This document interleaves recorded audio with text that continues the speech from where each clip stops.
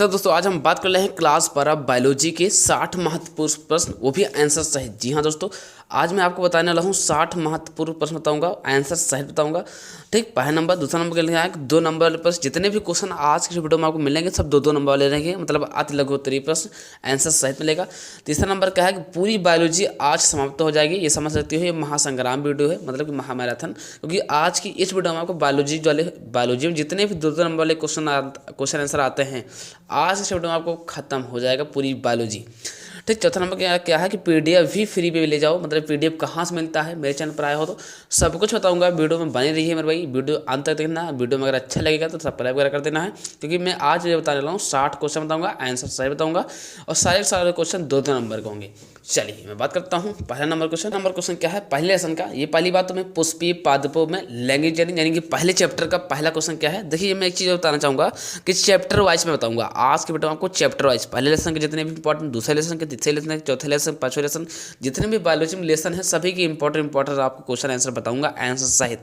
तो पहला क्वेश्चन क्या है, पुष्प का दल का क्या कार्य है। पुष्प दल का क्या कार्य है, तो इसका आपको देखिए 2 नंबर का है, तो इतना ही लिखना है कि इसके मुख्य 2 कार्य हैं। इसके मुख्य 2 कार्य हैं।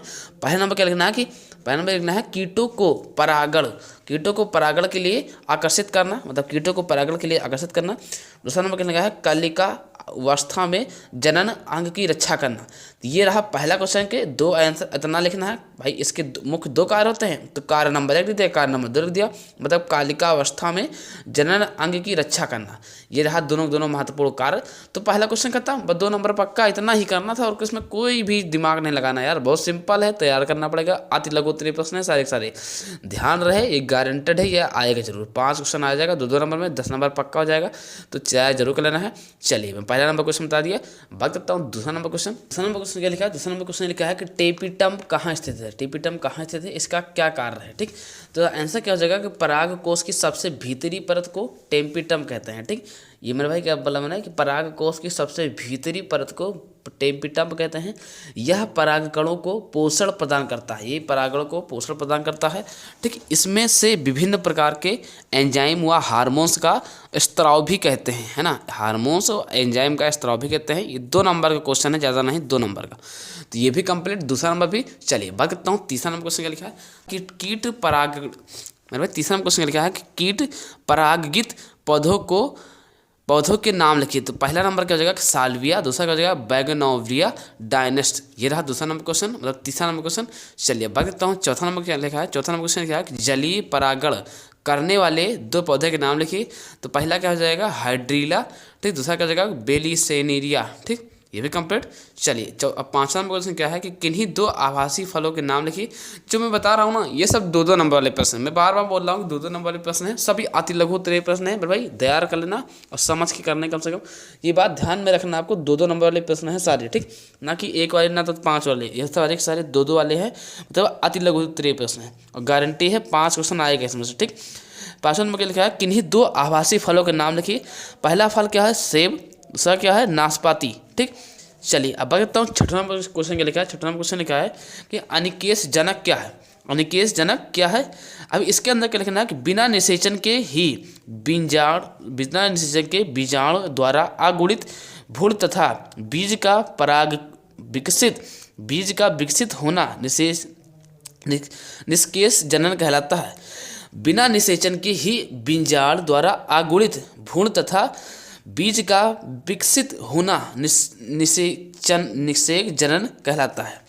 ठीक, चलिए और इसके अंदर क्या लिखना है कि धतूरा, जैसे आप ले लीजिए धतूरा हो जाएगा। ठीक, आलू है आदि। तो 6 नंबर कंप्लीट।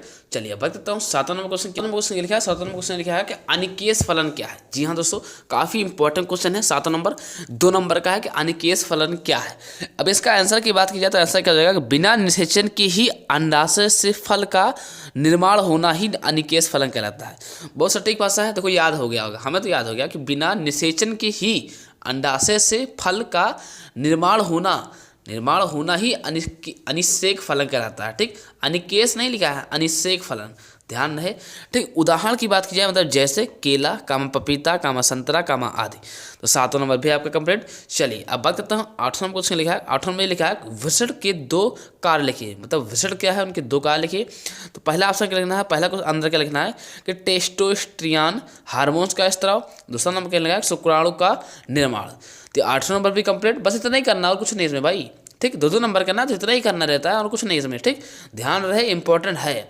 चलिए अब बात करता हूँ 9 नंबर क्वेश्चन क्या है। क्वेश्चन क्या है कि 9 नंबर क्वेश्चन लिखा है कि लीडिंग कोशिकाओं के कारण। ठीक, आंसर क्या हो जाएगा, विषण की लीडिंग कोशिकाएं टेस्टोस्टेरोन हार्मोन का स्त्राव करते हैं। ये क्या लिखा है कि टेस्टो है ना स्टेरोन हार्मोन्स का स्त्राव करते हैं जो द्वितीयक लैंगिक लक्षणों के है ना लक्षणों के विकास में सहायक होता है।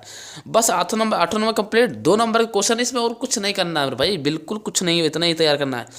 अब बात की जाए कि 10वां नंबर क्वेश्चन क्या लिखा है, तो महिलाओं में निषेचन कहाँ होता है। महिलाओं में निषेचन कहाँ होता है, निषेचन कला का कार्य क्या लिखिए। 10वां नंबर क्या लिखा है कि महिलाओं में निषेचन कहाँ होता है, निषेचन कला का कार्य लिखिए। ठीक, आंसर क्या हो जाएगा, निषेचन की प्रक्रिया फेलोपियन नालिका में होती है। निषेचन कला अन्य शुक्राणुओं को अंडाशयों में प्रवेश करने नहीं देती है। 10वां नंबर भी कंप्लीट। बहुत सिंपल है, इसमें कुछ नहीं करना है भाई। 2 नंबर वाले क्वेश्चन है। हाँ, खूबी ये है कि मैं जो बता रहा हूँ सबसे सटीक भाषा में है। अगर आप कहीं और तैयार करते हो ना तो कठिन हो सकता है, लेकिन ये 2 नंबर वाले हैं, बस इतना ही करना और इसमें बिल्कुल कुछ नहीं करना है। 13 नंबर क्वेश्चन लिखा है कि अंडाशय के 2 कार्य लिखे। अंडाशय क्या है, अंडाशय के कम से कम 2 कार्य लिखे। तो पहले कार्य क्या लिखना है, पहला कार्य लिखा है कि क्या बोला, प्रोजेस्टेरॉन हार्मोन का स्त्राव। दूसरा नंबर क्या लिखना है कि अंडाणुओं का निर्माण। तो 11वां नंबर कंप्लीट। 2 नंबर वाले क्वेश्चन है, पक्के होंगे 2 नंबर यहाँ से आपका। चलिए अब बात करता हूँ 12वां नंबर क्वेश्चन क्या है। बात करते हैं तीसरा लेसन क्या है। दूसरा लेसन उसी में था, ठीक, मैंने बता नहीं पाया लेकिन था, उसी दूसरे निकल गया। तीसरा लेसन की बात करता हूँ तो क्या लिखा है, जनन स्वास्थ्य। जनन का स्वास्थ्य क्या है, ये कि इसमें क्या क्वेश्चन है। अति लघु केवल 2 ही क्वेश्चन है इसमें बस। ठीक, जैसा पहला क्वेश्चन क्या है, परिवार नियोजन की अस्थायी विधियाँ क्या हैं। तो परिवार नियोजन की अस्थायी विधियाँ क्या है, पहला आंसर क्या लिखना है कि पुरुष नसबंदी एवं महिला नसबंदी। ठीक, जैसा कि पहला ऑप्शन का जगह वेस्टोमी। ठीक, वेस्टो की। दूसरा क्या है, ट्यूबेक्यूटोमी। ठीक, जैसा कि आप 13 नंबर क्वेश्चन क्या लिखा है, 13 नंबर क्वेश्चन ये लिखा है IVF कामा MTP कामा ART कामा IUD का पूरा नाम लिखिए। जैसा कि मेरे भाई इसका मैंने आंसर नहीं लिख पाया हूँ, इसके लिए मैं क्षमा चाहता हूँ क्योंकि मैंने ध्यान नहीं दिया था इसका आंसर लिखना। बाकी 12 नंबर तैयार करना है। IVF MF MTP का जो पूरा नाम है, इस पर हम किसी एक दिन अलग वीडियो ले आएंगे। ठीक, बाकी अगर आप गूगल पर डालते हो इसका पूरा जो है ना नाम वगैरह ना, तो मिल जाएगा फुल फॉर्म। मैं लिख नहीं पाया, जल्दीबाजी में छूट गया, इसके लिए मुझे माफ़ी चाहिए। चलिए किसी और वीडियो में बता देंगे, बिल्कुल निश्चिंत रहिए। अब बात करता हूँ 14 नंबर क्वेश्चन क्या है। 14 नंबर क्वेश्चन लिखा है स्वपात्रे निषेचन क्या है। स्वपात्रे निषेचन क्या है, आंसर की बात की जाए तो महिला के अंडाणु व पुरुष के शुक्राणु को शरीर के बाहर शरीर जितने ताप पर प्रयोगशाला में परख नली के अंदर नियोजित करना स्वपात्रे निषेचन कहलाता है। ये क्या है, निषेचित लिखा है, सुन लो, नहीं समझ पाया तो निषेचित लिखा है। निषेचित कराना स्वपात्रे ठीक निषेचन कहलाता है। तो मेरे भाई ये आपका था 14 नंबर क्वेश्चन, ये भी कंप्लीट। चलिए अभी और क्वेश्चन है पूरा देखिए। 60 क्वेश्चन की बात किया तो 60 बताऊंगा। चलिए बात करता हूँ 15 नंबर क्वेश्चन क्या है। हम बात करते हैं चौथा लेसन क्या है, वसांगत एवं विविधता। तो इसके अंदर 15 नंबर क्वेश्चन क्या आता है। 15 नंबर क्वेश्चन लिखा कि मेंडल ने अपने प्रयोग के लिए कितने लक्षणों का चयन किया, किन्हीं 2 लक्षण के नाम लिखिए। 15 नंबर क्वेश्चन यही था कि मेंडल ने अपने प्रयोग के लिए कितने लक्षणों का चयन किया, किन्हीं 2 लक्षणों के नाम लिखिए। तो आंसर की बात की जाए तो आंसर क्या हो जाएगा कि मेंडल ने अपने प्रयोग के लिए 7 जोड़ी विपरीत लक्षणों का चयन किया। मेंडल ने अपने प्रयोग के लिए 7 जोड़ी विपरीत लक्षणों का चयन किया है। जैसा कि इसका पहला ऑप्शन का जगह बीज का रंग, दूसरा नंबर का जगह बीज का आकार, तीसरा नंबर का जगह पुष्प का रंग, चौथा नंबर का जगह पुष्प स्थिति। ये 4 है ना, ये 4 जोड़ी विपरीत लक्षणों का चयन किया। सॉरी यहाँ 7 नहीं, यहाँ पर 4 है ना। ठीक, ये लिखने में थोड़ी गलती हो गई। ये 4 जोड़ी विपरीत लक्षणों का चयन किया। बीज का रंग, बीज का आकार, पुष्प का रंग, पुष्प स्थित। चलिए 15 नंबर कंप्लीट। भगता हूँ 16 नंबर क्वेश्चन क्या है। लिखा है कि मनुष्य में लिंग निर्धारण के लिए किस प्रकार के गुणसूत्र उत्तरदायी होते हैं। आंसर की बात की जाए तो मनुष्य में लिंग निर्धारण हेतु मादा समयुग्मी, सही क्या लिखा है, समयुग्मी लिखा है। ठीक, समयुग्मी ये क्या है मेरे भाई, ध्यान रखना, ये लिखा है समयुग्मी। ठीक, यह ग है समयुग्मी की XX तथा नर विषम युग्मी XY विषम है। ठीक, एक दूसरे के उल्टा है। विषम युग्मकी XY गुणसूत्र उत्तरदायी होते हैं। तो 16 नंबर पे कंप्लीट। चलिए बस इतना ही करना और कुछ नहीं ब्रो, 2 नंबर का ना। चलिए अब बताता हूँ 17 नंबर क्वेश्चन लिखा है। क्वेश्चन ये लिखा है कि डाउन सिंड्रोम तथा टर्न सिंड्रोम में गुणसूत्र की संख्या लिखिए। डाउन सिंड्रोम का जो संख्या उसको लिखिए, टर्न सिंड्रोम की संख्या लिखिए। तो इसका आंसर की बात की जाए तो आपको लिखना कैसे है, उत्तर लिखना पहली बात, फिर लिखना क्या है डाउन सिंड्रोम, इसके सामने क्या लिखना है कि 2n+1 अर्थात 47 होते हैं। सिंड्रोम की जो संख्या होती है 47। अब टर्न सिंड्रोम का क्या होता है 2n-1 अर्थात कितना 45। ये था 17 नंबर क्वेश्चन। तो 17 का 17 कंप्लीट। चलिए अब बात करता हूँ 18 नंबर क्वेश्चन। क्या नंबर क्वेश्चन ये लिखा है कि मानव में गुणसूत्र की संख्या कितनी होती है। मानव में मतलब मनुष्य के गुणसूत्रों की संख्या कितनी होती है। तो पहली बात तो 23 जोड़ी या फिर 46 गुणसूत्र होते हैं। 18 नंबर भी आपका बिल्कुल कंप्लीट। चलिए अब बात करता हूँ 19 नंबर क्वेश्चन क्या है। हम बात करते हैं 5वां लेसन क्या है। 5वां लेसन का नाम है कि वसांगत का आणविक आधार। वसांगत के आणविक आधार। अब इसका 19 नंबर क्वेश्चन क्या है, ये 19 नंबर है। ठीक, 19 नंबर क्वेश्चन क्या लिखा है कि DNA तथा RNA की शर्करा में क्या अंतर है। DNA और RNA में क्या अंतर है। ठीक, तो लिखना क्या है भाई कि DNA में डीऑक्सीराइबोस शर्करा होती है तथा RNA में राइबोस शर्करा होते हैं। इसमें क्या लिखा है कि डीऑक्सीराइबोस शर्करा, इसमें क्या लिखा है कि राइबोस शर्करा होती है। तो ये था 19 नंबर क्वेश्चन। तो जैसा कि 19 नंबर में कंप्लीट। अब हम बात करता हूँ 20 नंबर क्वेश्चन क्या लिखा है जीवाणु में, मैंने भाई 20 नंबर क्वेश्चन क्या लिखा है, 20 नंबर क्वेश्चन लिखा है कि जीवाणु में रूपांतरण का प्रयोग सर्वप्रथम किसने किया था और क्या क्या निष्कर्ष निकला। ठीक, तो इसका आंसर क्या हो जाएगा, ग्राफिए नामक वैज्ञानिक ने सर्वप्रथम निमोनिया रोग के जीवाणु स्ट्रेप्टोकॉकस न्यूमोनो में रूपांतरण किया था तथा यह पता लगा कि आनुवांशिक पदार्थ के कारण रूपांतरण होता है। ग्राफिए नामक वैज्ञानिकों ने सर्वप्रथम निमोनिया रोग के निर्माण मतलब निमोनिया जो रोग है उसका जीवाणु स्ट्रेप्टोकॉकस निमोनिया में रूपांतरण किया था तथा यह पता लगाया कि आनुवांशिक पदार्थ के कारण रूपांतरण होता है। आनुवांशिक पदार्थ के कारण निमोनिया होता है। चलिए 21 नंबर क्वेश्चन क्या है कि आनुवांशिक कुट की 2 विशेषताएं लिखिए। तो पहला विशेषता क्या हो जाएगा कि यह कोमा रहित होती हैं। ठीक, दूसरा नंबर क्या लिखना है कि यह असंदिग्ध होती हैं। ठीक, चलिए 22 नंबर क्वेश्चन की बात की जाए तो 22 नंबर क्वेश्चन क्या लिखा है भाई, 22 नंबर क्वेश्चन क्या लिखा है कि अवशोषी यंग क्या है ना। अवशोषी यंग क्या है, मानव में पाए जाने वाले किसी या किन्हीं 2 अवशोषी अंग का नाम लिखिए। आंसर क्या हो जाएगा, वे अंग जो जीवधारियों द्वारा उपयोग न किए जाने के कारण अवशोषी हो गए एवं भविष्य में समाप्त हो जाएंगे, उन्हें अवशोषी अंग कहते हैं। जैसे निषेचक पटल है ना, पुष्प, केशिकाएँ, शरीर के बाल, ये सब क्या हैं कि ये अवशोषी अंग है।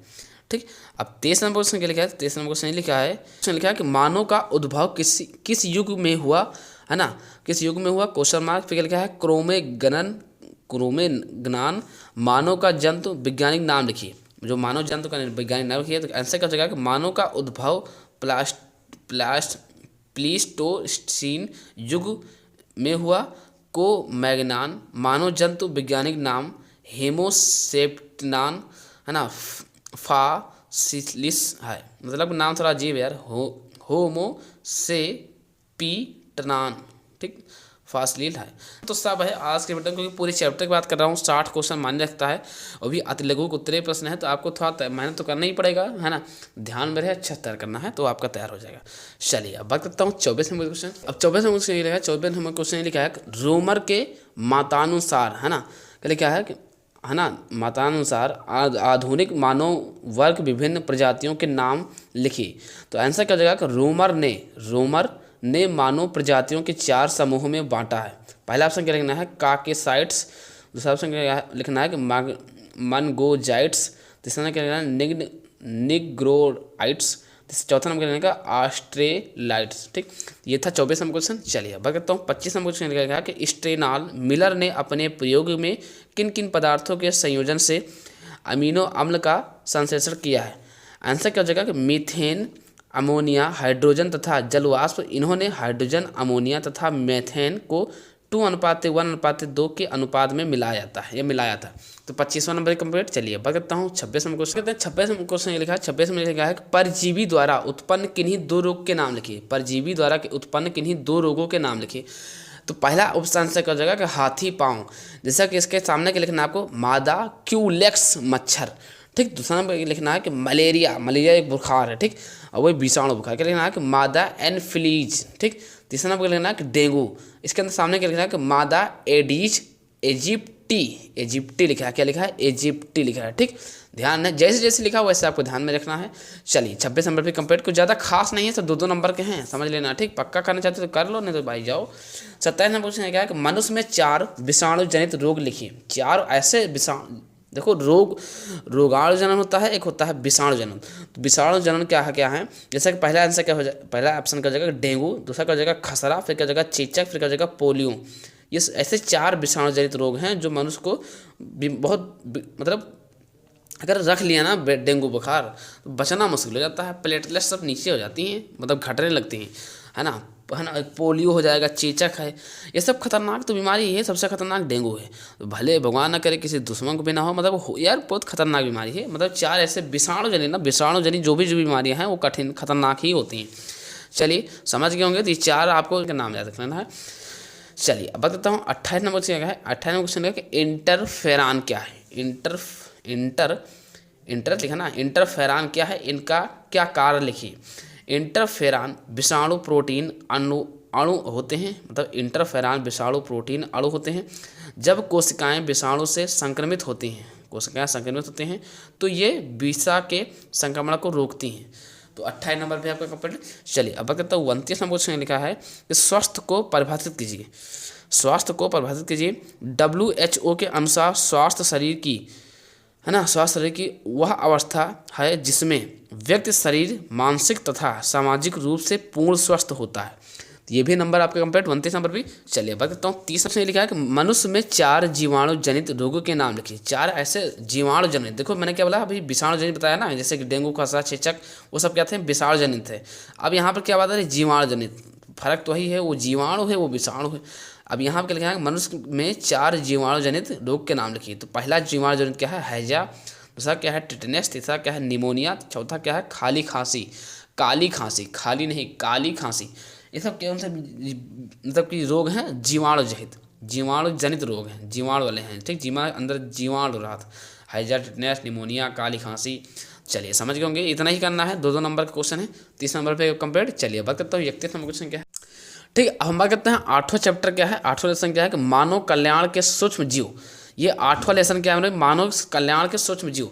आंसर की बात किया 31 नंबर के लिए, दूध से दही कौन बैक्टीरिया बनाता है? तो लैक्टोबैसिलस जीवाणु दूध से दही बनाने में सहायक होता है। 31 नंबर भी आपका कंप्लीट हो गया। चलिए अब बात करता हूँ 32 नंबर क्वेश्चन क्या। ठीक, तो 32 नंबर क्वेश्चन क्या लिखा? 32 नंबर क्वेश्चन लिखा सिरका उत्पादन में किस जीवाणु का उपयोग होता है? तो याद रख लीजिए, आज कोई पूछेगा तो ये बोलना है कि एसिटोबैक्टर एसिटिक, है ना। नाम थोड़ा कठिन भी है, अजीब भी लग रहा होगा, है ना। एसिटोबैक्टर एसिटिक, है ना। एसिटी ये ऐसा मतलब जीवाणु हो जो सिरका उत्पादन में किया जाता है। ठीक, क्वेश्चन क्या है? मैंने कहा कि पेनिसिलिन की खोज किसने की थी? ठीक, आंसर क्या जाएगा कि पेनिसिलिन की खोज सन 1929 यानी कि 30 में कम 1929 ईस्वी में, है ना। क्या लिखा है? एलेक्जेंडर मतलब एलेक्जेंडर, है ना, एलेक्जेंडर फ्लेमिंग ने की थी। यह, है ना, यह पेनिसिलिन नोटेड कवक से प्राप्त होता है। तो 33 नंबर पे कंप्लीट। 2 नंबर का क्वेश्चन है, तैयार कर लेंगे। नाइट्रोजन स्थिरीकरण करने वाले 2 सूक्ष्म जीवों के नाम लिखिए। पहला आंसर का जाएगा कि नॉन स्टॉक, दूसरा का जगह के एनाबीना, है ना, एनाबीना। तीसरा क्या जाएगा? ऑप्शन नहीं, तीसरा नंबर क्या हो जाएगा? आइजोबियम। ठीक, चलिए बात करता हूँ 35 नंबर क्वेश्चन क्या है। 35 नंबर क्वेश्चन लगेगा बायोगैस क्या है? बायोगैस से क्या समझते हैं? ठीक है मेरे भाई, बायोगैस क्या है? तो बायोगैस क्या है समझाना। इसके अंदर क्या करना है कि बायोगैस विभिन्न गैसों का मिश्रण है जो घरेलू व किसी अपशिष्ट पदार्थों के द्वारा बनाई जाती हैं। इसका प्रमुख घटक मेथेन है। इसका जो मेन घटक है ना, वो मेथेन है। चलिए अब बात करता हूँ 36 नंबर क्वेश्चन, मतलब आगे बात करता हूँ। तो आगे क्या आता है कि नवा लेसन आ जाइए। नवा लेसन में क्या जो प्रौद्योगिकी सिद्धांत एवं प्रक्रम, जो कि आप लोगों को पता होना चाहिए कि नवा लेसन का नाम है जो प्रौद्योगिकी सिद्धांत एवं प्रक्रम। नवा लेसन में पहला क्वेश्चन क्या है, यानी कि 36 नंबर क्वेश्चन क्या है? डीएनए अणु को कौन सा एंजाइम तोड़ता है? डीएनए जो अणु होता है कौन सा एंजाइम तोड़ता है ना, विखंडित करता है। तो लिखना क्या है कि डीएनए अणु को तोड़ने के लिए प्रतिबंधन, है ना, प्रतिबंधन एंडोन्यूक्लियाइज एंजाइम का प्रयोग किया जाता है। एंडोन्यूक्लियाइज एंजाइम का प्रयोग किया जाता है। डीएनए के अणु को कौन सा एंजाइम तोड़ता है? यही मतलब एंडोन्यूक्लियाइज एंजाइम तोड़ता है। तो 36 नंबर पे कंप्लीट। 2 नंबर का क्वेश्चन है, चलिए बात करता हूँ 37 नंबर क्वेश्चन। 37 नंबर क्वेश्चन लिखा है, 37 नंबर क्वेश्चन लिखा है, डीएनए खंड को जोड़ने के लिए किस एंजाइम का प्रयोग किया जाता है? डीएनए जो खंड है उसको जोड़ने के लिए किस एंजाइम का प्रयोग किया जाता है? तो क्या लिखा है? आंसर का जगह लाइगेज एंजाइम। ठीक, चलिए अब बात करता हूँ 38 नंबर क्वेश्चन लिखा है। 38 नंबर क्वेश्चन ये लिखा है कि, है ना, प्लाज्मिड क्या है? प्लाज्मिड क्या है? यह कहाँ पाया जाता है? इसका आंसर की बात की जाए तो क्या लिखा है कि यह जीवाणु में पाया जाने वाला अतिरिक्त गुणसूत्रीय पदार्थ है जो एक कोशिका से दूसरी कोशिका में जा सकता है। ठीक, वो एक कोशिका से दूसरी कोशिका में जा सकता है। ये जीवाणु या अपशिष्ट में पाए जाते हैं। जीवाणु या यशिष्ट, है ना, यशिष्ट में पाया जाने वाला है या पाए जाते हैं। ये 2 नंबर का क्वेश्चन है, ये भी 2 नंबर का क्वेश्चन है ना। तो 2-2 नंबर वाले सारे क्वेश्चन बता रहा हूँ मैं आज आपको। चलिए बताता हूँ 39 नंबर क्या लिखा है कि पुनर्योज डीएनए का निर्माण सर्वप्रथम किसने किया था? तो आप किसने किया था और सन कौन से सन में हुआ था? तो इसका बात की जाए सन 1972 में। मैंने क्या बोला कि सन 1972 ईस्वी में स्टेनली कोहेन व हार्बर्ट बोयरेन ने किया था। ठीक, बात करते हैं लेसन 10वां क्या है भाई, यानी कि चैप्टर 10वां क्या है कि जैव प्रौद्योगिकी एवं उसके उपयोग। ठीक, और इसमें 40 नंबर क्वेश्चन क्या आता है कि बायोपाइरेसी क्या है? आंसर बताइए इसका सर। तो आंसर क्या हो जाएगा मेरा कि जब किसी देश की कंपनियां या अन्य संगठक किसी अन्य देश के जैविक संसाधनों का प्रयोग बिना प्रतिकर भुगतान या बिना सहमत के करते हैं तो इसे बायोपेरिसी कहते हैं। एक आनुवांशिक रूपांतरित पौधे के नाम लिखिए। तो आंसर क्या हो जाएगा? सुनहरा चावल, यानी गोल्डन राइस। इसमें बी से कैरोटीन की मात्रा अधिक होती है जो विटामिन ए का मुख्य स्रोत है। 43 नंबर भी कंप्लीट। चलिए समझ लीजिए, स्ट्रिंग शॉट लेते चलिए। बताता हूँ 42 नंबर क्वेश्चन क्या है कि, है ना, B+ से फसल क्या है? B+ फसल क्या है? आंसर की बात की जाए तो B+ से फसल जैव प्रौद्योगिकी द्वारा तैयार की गई एक ऐसी फसल होती है जिसमें कीटनाशकों की आवश्यकता नहीं होती है। जिसे क्या बोलते हैं? बेसिलस। इंपॉर्टेंट है भाई। चलिए लेसन 11वां, यानी कि चैप्टर 11वां क्या है कि जैव एवं पर्यावरण। ठीक, अब इसके अंदर 43 नंबर क्वेश्चन क्या आता है कि 43 नंबर क्वेश्चन लिखा है कि बायोस्फीयर क्या है? बायोस्फीयर क्या है? तो इसका आंसर क्या हो जाएगा कि बायोस्फीयर जैव मंडल पृथ्वी का वह भाग है जहाँ सजीव निवास करते हैं। यह स्थल मंडल, यानी कि जलमंडल तथा वायुमंडल में विद्यमान होता है। बायोस्फीयर कहाँ है? तो स्थल मंडल, जलमंडल, वायुमंडल में विद्यमान होता है। तो 2 नंबर यहाँ पे कंप्लीट। चलिए अब बात करते हैं 44 नंबर से, कहा चरघातांकी वृद्धि के समीकरण के लिखिए। तो dN/dt, है ना, dN/, मैंने क्या बोला कि dN/dt का जगह dt और किसके बराबर हो जाएगा? RN के हो जाएगा। ठीक, स्मॉल r और कैपिटल RN के हो जाएगा। चरघातांकी मैंने बोला वृद्धि के समीकरण के लिखिए। क्या लिखा है कि इकोटोन क्या है? इकोटोन क्या है? इसका आंसर की बात की जाए तो लिखा है कि 2 परितंत्रों के मिलने पर बना संक्रमण क्षेत्र जिसमें दोनों परितंत्रों के जीव मिलते हैं उसे इकोटोन कहते हैं, जैसे दल, ज्वारंदमुख आदि।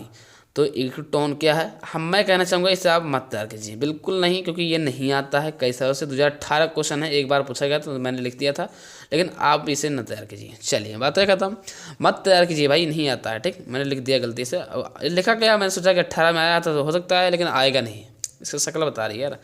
चलिए 12वां लेसन क्या है कि परितंत्र क्या है? परितंत्र लेसन का नाम है, कोई आपका पढ़े होंगे, आपके चैप्टर में एक 12वां लेसन आता है परितंत्र। तो 46 नंबर पर क्या आता है कि परितंत्र किससे कहते हैं? की बात की जाए तो आंसर क्या हो जाएगा कि वह तंत्र, मैंने क्या बोला कि वह तंत्र जो वातावरण के वैज्ञानिक तथा अजैविक घटक के बीच संबंध को बताता है उसे परितंत्र कहते हैं। परितंत्र शब्द का प्रयोग सर्वप्रथम A.G. टेस्ले ने सन 1935 ईस्वी में किया था। तो 46 नंबर भी आपका कंप्लीट। चलिए बताता हूँ 47 नंबर क्वेश्चन क्या है। क्या लिखा है? खाद्य जल, मैंने क्या बोला? खाद्य जल क्या है?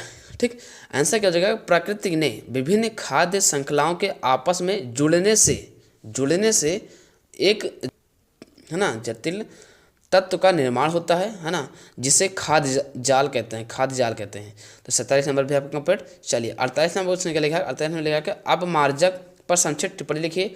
अपमार्जक क्या है, संक्षिप्त टिप्पणी लिखिए। ये 2 नंबर के क्वेश्चन है, सारे सब 2-2 नंबर वाले हैं, संकोच नहीं करना है।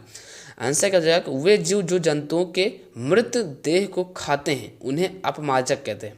कोई भी जीव अगर आप मर जाता है, आपने देखा होगा कि ज़मीन में कोई जीव मर जाता है तो उससे कोई, अगर आप उसी दिन मतलब कुछ दिन तक वहीं पड़ा रहे, आगे इधर हटा ना जाए, तो वो अपने आप नष्ट गायब हो जाता है।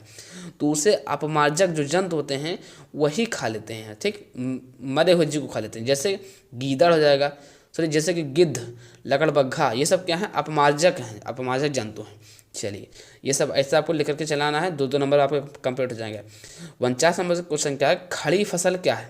खड़ी फसल क्या है, तो खड़ी फसल में वही जो फसलें खड़ी हों भाई, तो वही लिखा है खड़े खेत की वह मात्रा, सॉरी खेत है ना, खेत की वह उपज, मात्रा नहीं है, गलती से निकल गया, खेत की वह उपज या पैदावार जो तैयार हो गई हो लेकिन अभी कटी ना हो उसे खड़ी फसल कहते हैं। देखो अपने भाषा में लिखे भाई, कोई ऐसा फसल जो खेतों में खड़ा हो और उसे काटा ना जाए उसे हम खड़ी फसल कहते हैं। खड़ी फसल का मतलब कहने होगे भैया खड़ी फसल यार काट देना है, बहुत नुकसान हो गया, तो खड़ी फसल वही होगी जो खेत में एकदम तैयार हो, जैसे कि आपका गेहूँ कटने वाला हो या धान कटने वाला हो, तो वो फसलें खड़ी हों और उसे कोई कटवा दे तो उसे बोला जाता है खड़ी फसल कटवाई गई, तो वही बोलते हैं खड़ी फसल। ध्यान है, ठीक, जैसा कि आपको मैंने लिख करके ही समझा दिया। अब बात करता हूँ 50वां नंबर क्वेश्चन क्या है, क्वेश्चन क्या आता है कि जैव विविधता एवं संरक्षण, जैव विविधता एवं संरक्षण। अब 50वां नंबर क्वेश्चन लिखा है कि जैव विविधता को परिभाषित कीजिए, जैव विविधता को परिभाषित कीजिए। तो आंसर क्या हो जाएगा, परितंत्र के कारण जीवों में पाई जाने वाली विभिन्नताओं को जैव विविधता कहते हैं, ठीक, परितंत्र के कारण जीवों में पाई जाने वाली विभिन्नताओं को जैव विविधता कहते हैं। 51 नंबर क्वेश्चन क्या है कि जैव विविधता के क्षति के 2 कारण लिखिए। तो पहला नंबर क्या हो जाएगा, अति दोहन, दूसरा नंबर क्या हो जाएगा, आवासीय क्षति, ठीक। 52 नंबर क्वेश्चन लिखा है कि संकटग्रस्त जातियां क्या हैं। आंसर क्या हो जाएगा कि वे जातियां जो भविष्य में विलुप्त होने की कगार पर हैं उन्हें संकटग्रस्त जातियां कहते हैं। ऐसे ऐसे जंतु हैं जो विलुप्त होने के कगार पर हैं, मतलब भविष्य में आने वाले समय पर, ठीक। जैसे कि ले लीजिए डेडो पक्षी, कास्तूरी हिरन, है ना, कास्तूरी हिरन बहुत खतरनाक होता है, कास्तूरी हिरन आदि, ये सब जैसे जंतु हैं जो आने वाले टाइम पर ये सब समाप्त हो जाएंगे। तो मेरे भाई मैं 60 क्वेश्चन बोला था, जैसे कि मैं 52 बता रहा हूँ, इसके लिए मुझे मार्क बनना कि 8 क्वेश्चन मैं डिसमिस कर दिया हूँ, नहीं बता पा रहा हूँ। उसका टाइम वजह यही है कि मेरे भाई थोड़ा सा टाइम ज़्यादा रात हो चुकी है और 52 क्वेश्चन बताया हूँ। अगर आप 52 क्वेश्चन में से अगर आप तुम 40 क्वेश्चन तैयार कर लेते हो ना, 40 क्वेश्चन में अगर आप तुम 30 क्वेश्चन तैयार कर लेते हो ना, 30 नहीं तो 20 तो तैयार ही रखो। अगर आप 20 क्वेश्चन या 30 क्वेश्चन अगर तैयार कर लेते हो ना, 2-2 नंबर वाले प्रश्न हैं, तो अच्छा खासा नंबर यहाँ से अर्न मतलब पक्का कर सकते हो। बाकी 5-5 नंबर वाली वीडियो आ गई है, उसको देख लेना है, इसी वीडियो के नीचे डिस्क्रिप्शन बॉक्स में लगा रखा है। तो इसके लिए जो 8 क्वेश्चन नहीं बताया हूँ ना, उसके लिए थोड़ा माफ़ी चाहता हूँ, माफ़ कर देना। बाकी वीडियो कैसी लग रही है, वीडियो कैसा है, कमेंट बॉक्स में कमेंट जरूर कर देना है, ठीक। तो आशा करता हूँ वीडियो देख करके समझ गए हैं तो प्लीज़ एक लाइक कर देना यार, लाइक करके चैनल को सब्सक्राइब कर देना है। और कल कैसी वीडियो चाहिए कमेंट बॉक्स में कमेंट जरूर कर देना है। तो फिर मैं देखते हैं नेक्स्ट वीडियो, तब तक ले जय हिंद, वंदे मातरम।